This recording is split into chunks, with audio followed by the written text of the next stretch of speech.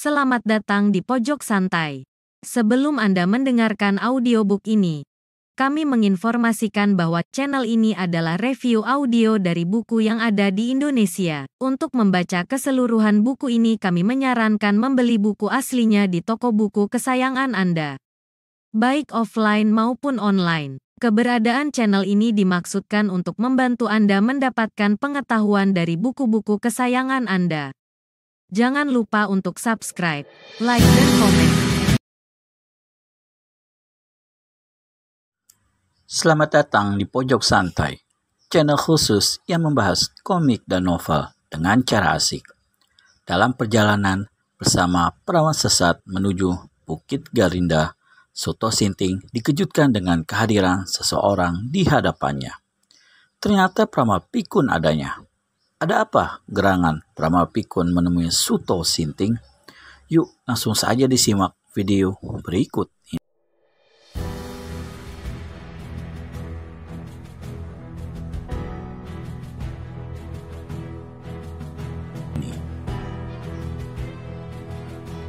Ia duduk di batang pohon kering yang tumbang miring. Di sana ia teguk tuaknya beberapa kali. Kemudian ia segera ajukan tanya kepada Prama Pikun. Aku ingin sekali mengetahui suatu rahasia yang amat penting bagi hidupku. Maukah kau menjawabnya? Prama Pikun tidak menjawab, melainkan justru bertanya. Bagaimana keadaan perawan sesat itu? Sudah membaik, sebentar waktu dia akan siuman. Dia cantik, kau sepaham dengan pendapatku? Iya, memang cantik, tapi jiwanya liar dan buas. Itulah yang amat kusayangkan. Barangkali memang begitulah perangai jati dirinya yang tak bisa dipungkiri lagi. Sebagai orang tua, aku menaruh rasa kagum terhadap keberanian dan jiwanya.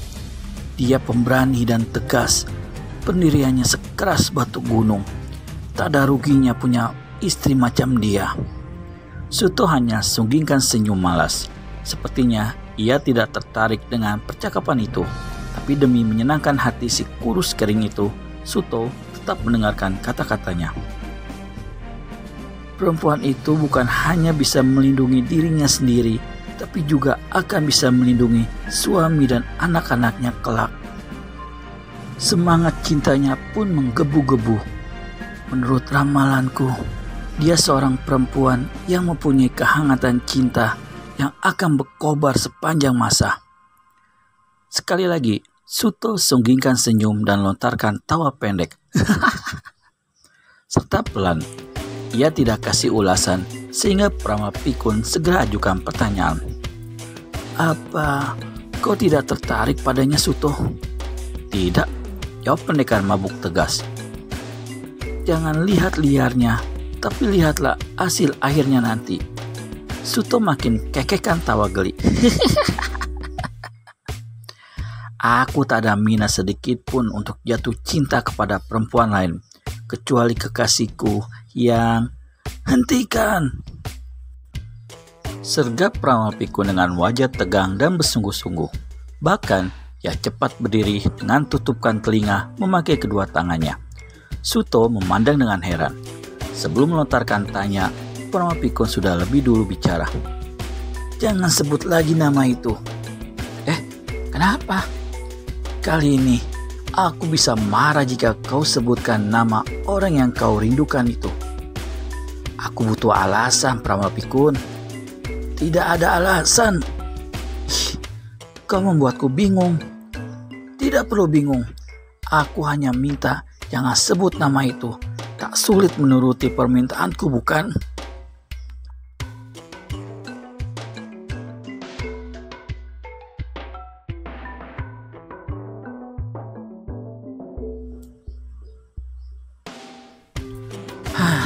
Suto menarik napas panjang.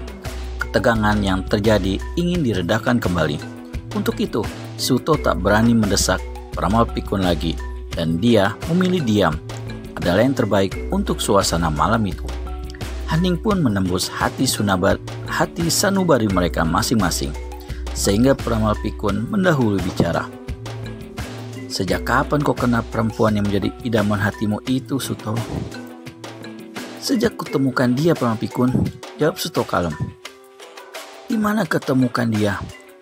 Di alam semediku. Terkesiap mata Pramana Pikun menatap wajah Suto dalam cahaya rembulan malam.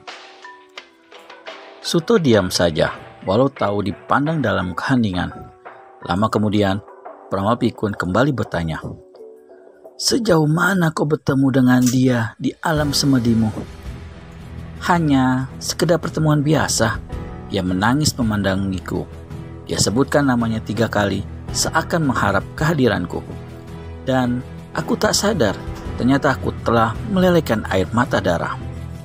Sekali lagi, wajah Pramana Pikun terperanjat mendengarnya. Mulutnya sedikit ternganga bengong, seakan tak bisa dipakai bicara. Pendekar mabuk tetap tenang. Ia meneguk tuaknya 2 kali tegukan. Kemudian menghempaskan napas lewat mulut, pertanda menikmati rasa enak dalam kecapan rasa tuaknya.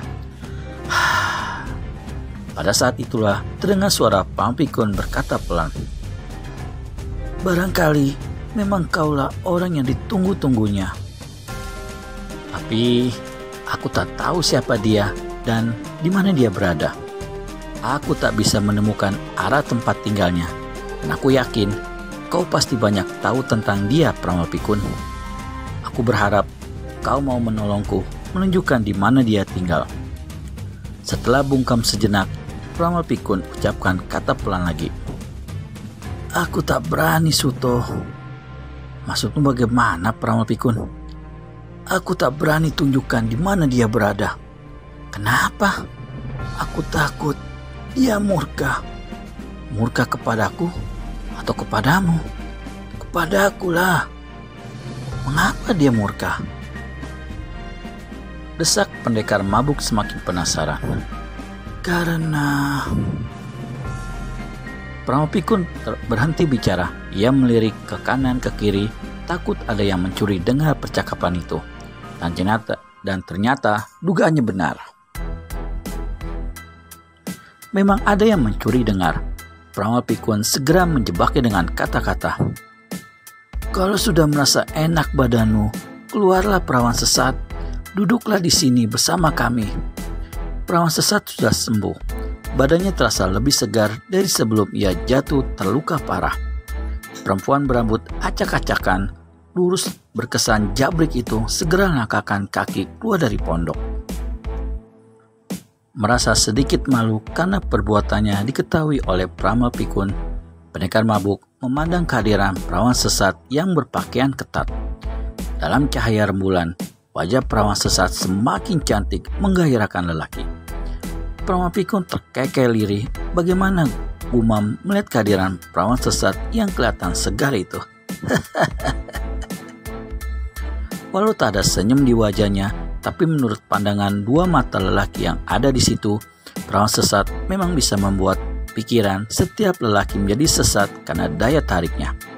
Namun di balik semua dugaan itu, justru perawan sesat dalam hatinya memuji dan mengagumi wajah tampan yang dimiliki Suto Sinting itu. Ada rasa kecewa terselip di hati Suto karena kehadiran perawan sesat membuat penjelasan rahasia dari mulut Pramana Pikun itu terputus.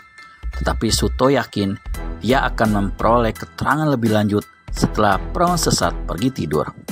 Mungkin setelah hari melewati pertengahan petang nanti. Ada di mana aku ini? Tanya perawan sesat. Di pondokku, jawab perawan Pikun. Siapa yang membawaku kemari? Aku, jawab Suto tegas dengan pandangan mata mendebarkan hati. Namun perawan sesat tak mau tunjukkan debaran hatinya. Ia tetap berwajah angkuh dan berkesan dingin. Kau telah menyerangku dan membuatku hampir mati. Iya. Lalu, siapa yang sembuhkan lukaku? Aku juga lah. Kenapa kau sembuhkan aku? Iseng-iseng saja, jawab Suto dengan santai, berkesan menyepelekan pertanyaan itu. Cepat sekali kaki perawan sesat berkelebat menampar pipi Suto. Trak.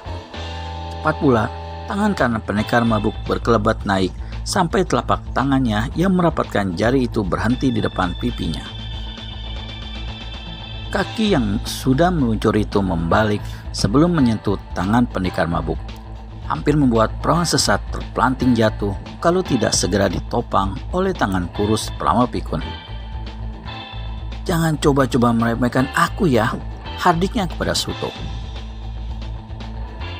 Bagaimana kelanjutannya? Akankah percakapan ini berlanjut dengan baku hantam di antara mereka? Temukan kepastiannya hanya di channel Pojok Santai.